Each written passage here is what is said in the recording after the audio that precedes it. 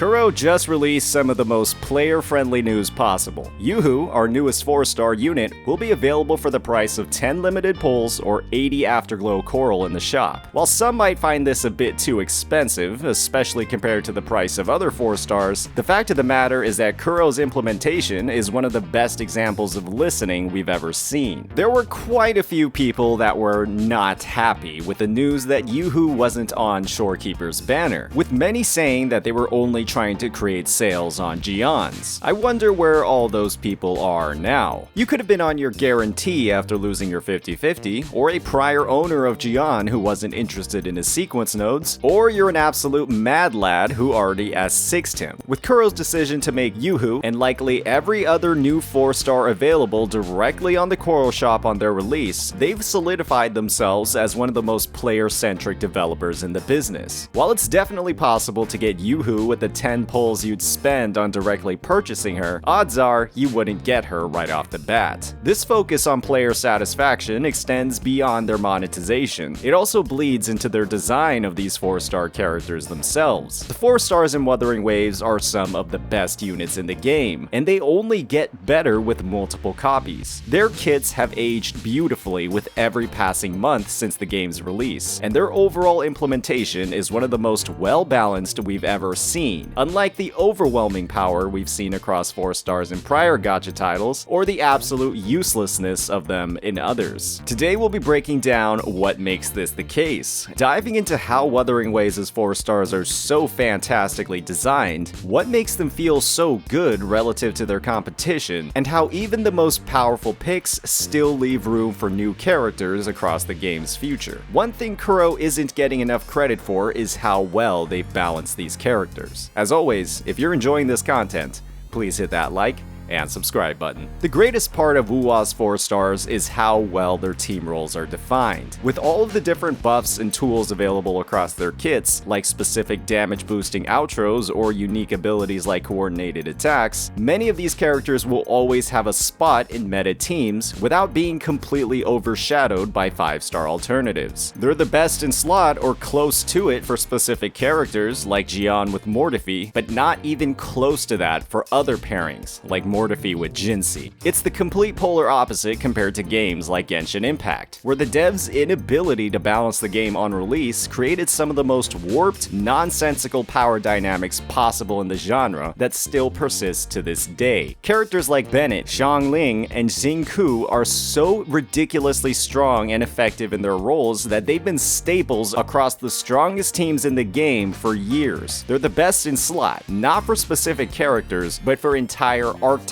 and that made almost every single following 4-star that wasn't specifically designed to support a single character complete garbage and filler with no value at all on their newer banners. And those specifically designed 4-stars, they're garbage until they're at max dupes. Honkai Star Rail, on the other hand, took a wildly different approach to both Genshin and Wuwa when it came to the design of their 4-stars. Instead of launching with extremely powerful characters across these rarities, Honkai Star Rail released absolute garbage, and basically kept releasing more and more garbage, with new additions like Yukong and Hanya completely worthless compared to the existing roster, with every new addition digging them even deeper into a hole. However, that tune changed with the release of characters like Gallagher and Hunt March 7, who were genuinely some of the only 4-star characters who weren't completely worthless to invest in. But there's still so much unavoidable trash on every limited banner that will never serve a purpose on a player's account. Wuthering Waves avoided a lot of these problems by making so many of their 4-star characters, specifically their buffers, very strong at S0. With the full strength of their extremely powerful outro skills immediately available with no investment or dupes, these characters, even with minimal investment, were able to give a DPS the tools they needed to clear endgame content. And as players invested more and more in both these characters' echoes and their sequence nodes, they dramatically improved their damage while also also unlocking even more utility and more potential teams through universal bonuses like 20% attack to the entire team when unlocking a character's final sequence node. What this meant was that characters like Yang Yang, who didn't see much value at all at low copies due to her lack of damage amplification on her outro, suddenly became one of the best general slot-ins across any team as she unlocked more and more of her nodes. Even characters like Baizha, who many wanted to replace as soon as possible with Shorekeeper, has potential as the most powerful glacial buffer in the game when combined with Shorekeeper's signature and Baizha's S6, potentially outperforming both Shorekeeper and Verena in glacial-focused teams. Players have only gotten more options on how to play the game as time has gone on. We've only seen the meta expanded with age, rather than constricted to a top few picks, unlike other games. Even new additions to the 4-star roster like Yoo-Hoo are shaping up to be some of the most unique characters in the game, as her blend of healing, damage, and buffs to coordinated attacks will open even more wild team compositions in the future. With their 4-star design, Kuro has ensured that a huge majority of their roster will always have a spot in the meta teams, but they've still managed to provide incentives for their newest limited releases. Yinlin is a prime example of this. With an outro skill that heavily buffs Electro and Resonance Liberation damage, she's the go-to pick for characters like Shangli Yao or Calcharo. These characters can still demolish content without her, but she makes them shine the brightest while still having a massive amount of built-in versatility that still allows her to succeed in many other compositions. There are still an insane number of attribute and damage type combinations Kuro can implement across any new release, and that will give players plenty of opportunities to upgrade from their old 4-stars instead of permanently fielding characters like Bennett and Xiangling for years on end. However, there are still 4-star characters in Wuwa that are considered much worse than others, but the fact of the matter is that characters like Tao Chi and Alto either have plenty of amazing use cases or are simply waiting for a new release to realize their potential. Tao Chi in particular is one of the greatest tools any player can have when tackling insanely hard to survive content like hologram bosses. Her massive built-in damage reduction and shielding make her the go-to for any player who isn't lacking damage but is struggling to survive content. Alto, on the other hand, simply hasn't gotten his ideal dual DPS partner yet. Alto is basically an arrow version of Changli, a main DPS with buffing capabilities that wants to quick swap with another DPS matching their attribute. That character doesn't exist yet, but they'll be here eventually.